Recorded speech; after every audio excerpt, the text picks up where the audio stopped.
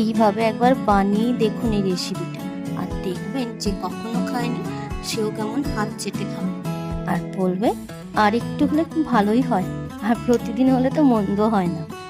তাই একটু সময় নিয়ে বানিয়েই ফেলুন। এই একঘেয়েমি সবজি তরকারি থেকে একটু আলাদা স্বাদের হয়। চলুন এবার দেখাই এই রেসিপিটা। অনেক তো বকবক করলাম, আর কি রেসিপি সেটাই তো বললাম, তাই কেউ স্কিপ করবেন না, পুরো ভিডিওটা দেখবেন। আজ বানাচ্ছি মোচা চিংড়ির ঘন্ট। প্রথমে মোচাটা ভালোভাবে ছাড়িয়ে নিতে হবে, তারপর কেটে নিতে হবে।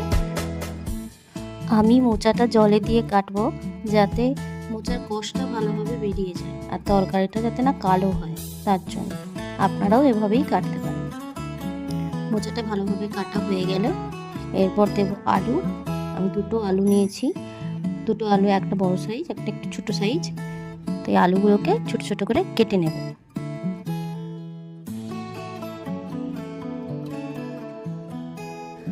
আমি আলুগুলো বটির সাহায্যে কাটছি, আপনারা যা খুশি দিয়ে কাটতে পারেন, বা চাকু দিয়ে কাটতে পারেন, ছুরি দিয়ে কাটতে পারেন, বা আলুগুলো ছাড়ানোর সময় পিলার দিয়ে অনেক সময় অনেকে কাটে, কিন্তু আমি সেটা পারি না, আমার খুব অসুবিধা হয়, তার জন্য আমি বটিতেই কাটছি।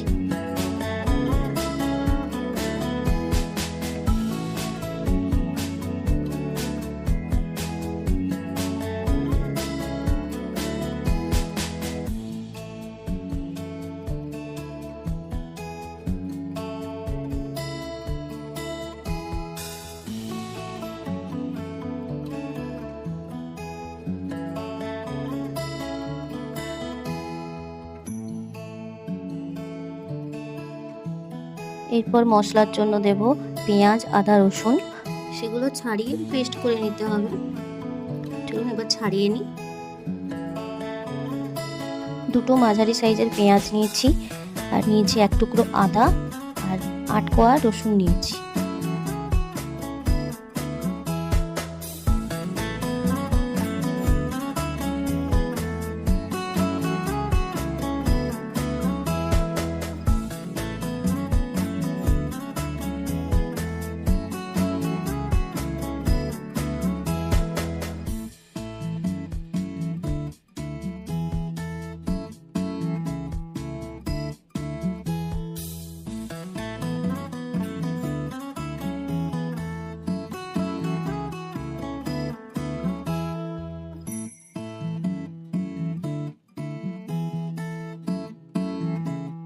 আমি মশলাটা শিলেতে বাটছি, আপনারা চাইলে মিক্সার গ্রাইন্ডারেও পেস্ট করে নিতে পারেন, বা শিলেতে বাটলে মশলার একটা স্বাদ আলাদা হয়।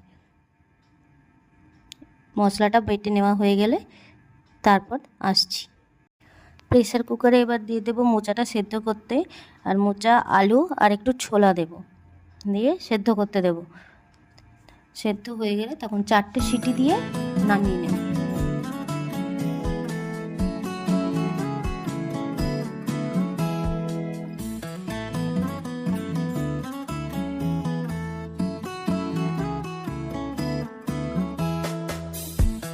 এবার চিংড়ি মাছগুলো ভালো করে তেলে ভেজে নিতে হবে।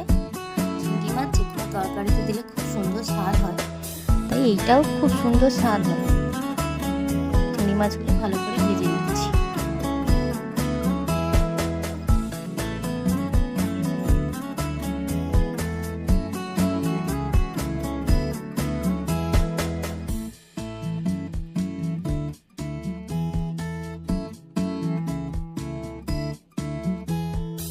এরপর কড়াইতে আরেকটু তেল দিয়ে প্রথমে দেব তেজপাতা।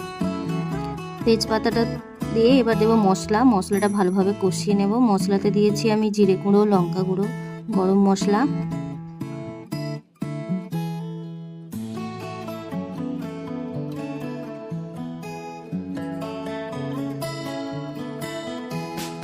এরপর দেবো হলুদ গুঁড়ো আর স্বাদ মতো নুন। যেহেতু সেদ্ধ করার সময় আমি একটু নুন দিয়েছিলাম, তাই একটু অল্প করেই দিতে হবে। এরপর দেবো চিনি, দিয়ে ভালোভাবে মশলাটাকে কষাবো।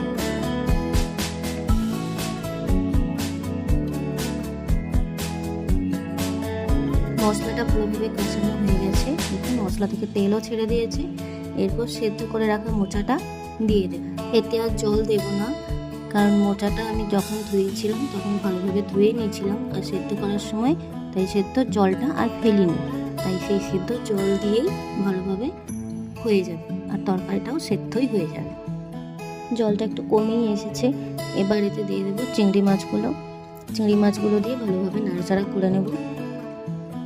জলটা খুব বেশি কমে গিয়েছিল, তাই একটু অল্প জল দিলাম।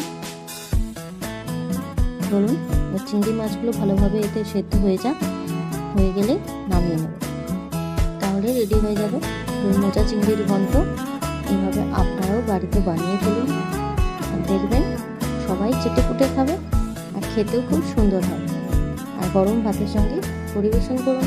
আর আমার ভিডিওটা ভালো লাগলে লাইক, কমেন্ট, শেয়ার করে দেবেন। Thank you.